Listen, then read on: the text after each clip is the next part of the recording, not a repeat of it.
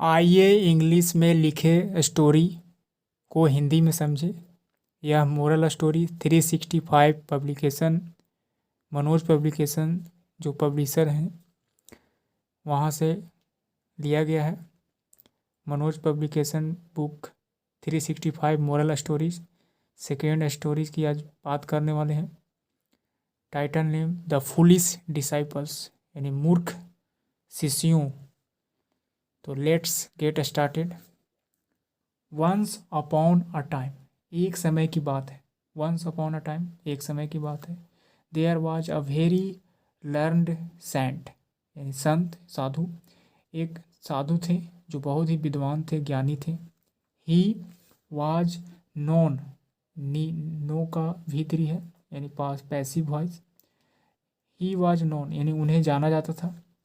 All over, सभी जगह। For his power, उनकी शक्तियों, अनोखी शक्तियों के बारे में के कारण उन्हें जाना जाता था सभी जगह।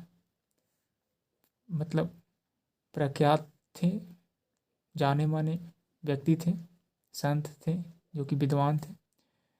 वन डे, एक दिन। He was walking with his disciples, एक दिन संत जो थे वह अपने शिष्यों के साथ टहल रहे थे, जा रहे थे कहीं। ऑन द वे, रास्ते में। ही सा, उन्होंने देखा। संत जो है उन्होंने देखा। सी सा V2 है, पास्ट टेंस में ही होता है स्टोरी, V2 में ज़्यादातर मिलने वाले हैं।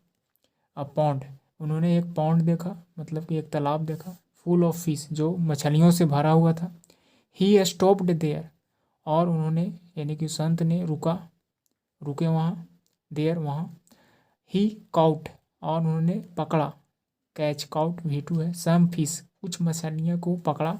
एंड पुट देम, और उन्हें रख दिया। इन हिज माउथ, अपने मुंह में डाल दिया। The disciples did the same, वो जो डिसाइपल से साथ में जो शिष्यों थे उनके साथ चल रहे थे, उन्होंने भी ऐसा ही किया। Did the same. The Sant said nothing to them, लेकिन संत जो है, साधु जो है सो उनको ऐसा देखकर कुछ नहीं बोले।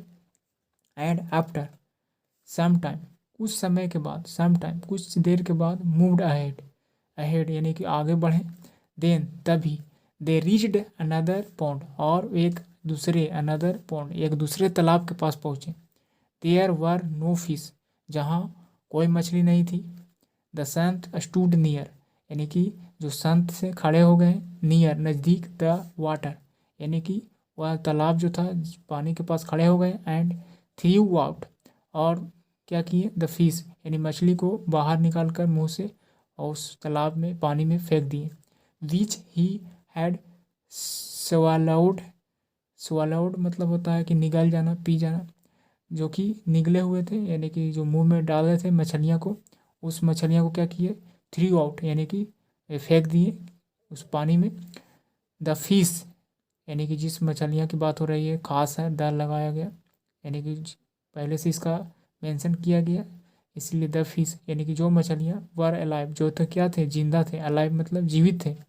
एंड स्वम अबाउट हैप्पीली, और क्या हो रहे थे, उस पानी में हैप्पीली, खुशीपूर्वक क्या कर रहे थे, तैर रहे थे।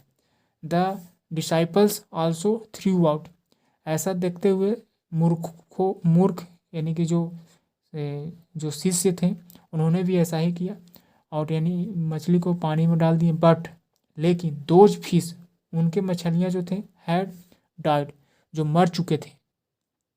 दे कुड नॉट अंडरस्टैंड, वे नहीं समझ पाए। कुड नॉट अंडरस्टैंड क्या, how the saints fish were